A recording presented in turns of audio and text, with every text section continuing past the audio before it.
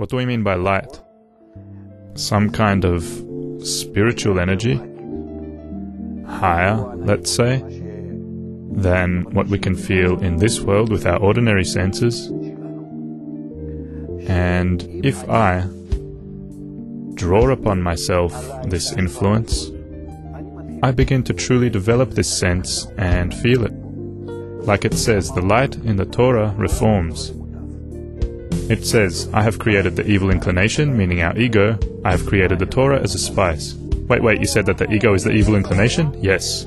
But if you're confusing me here. You're absolutely right. The fact that it is bad... so maybe we should cancel it. Not to cancel it. What then, increase it? The evil inclination. We should increase the evil inclination? No. The fact that it is bad doesn't mean that it is unhelpful.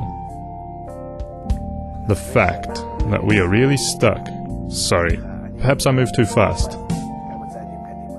We have already talked about how in us there is the beginning of the sixth sense, which we can develop and turn into a vessel in which we can begin to feel the spiritual world, godliness, the upper reality, eternal life, beyond the body, beyond everything we have here.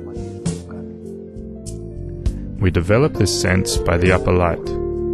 What's the upper light? It's some kind of energy that exists above this world. How do we bring upon ourselves the influence of the upper light?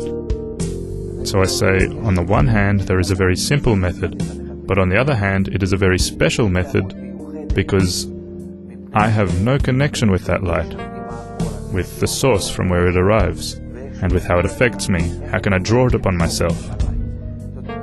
I have the beginning of the sixth sense, meaning something spiritual. But I have no means to develop this spirituality in me, this special vessel. I have no means. How can I draw and expand the spiritual force upon myself from above?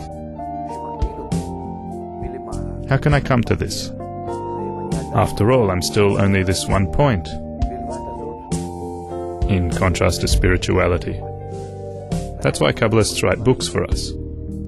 The books were written from the same places, levels, and spiritual attainments that they have attained, where they can recognize the forces, the upper lights, which when I in this world begin to study the wisdom of Kabbalah, and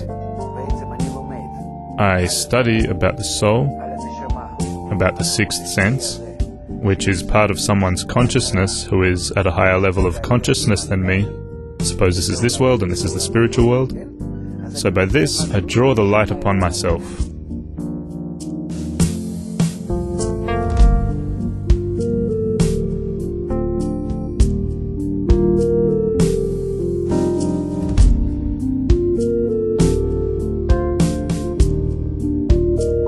It is because I actually draw upon my soul, upon my vessel, upon my perception, as if I were at the level of the Kabbalist who writes, which I am not, and I don't know what he writes about.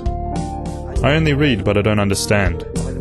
However, it is enough if I want that light which reforms to influence me and reform me. That's enough? That's enough. And that's what we call the light that reforms. This is precisely what we call studying Torah. Torah means calling upon this light. Then it affects you. After a while, not immediately, it might even take a few years. You reach a point where the sixth sense opens, meaning that this point opens up into a vessel and begins to feel and to be part of all the feelings and attainments as those of the book's writer. There is no other method that elevates a person above this world to the revelation of godliness. This is because no other method can bring one the light that expands the vessel, the sixth sense, and bring upon that feeling.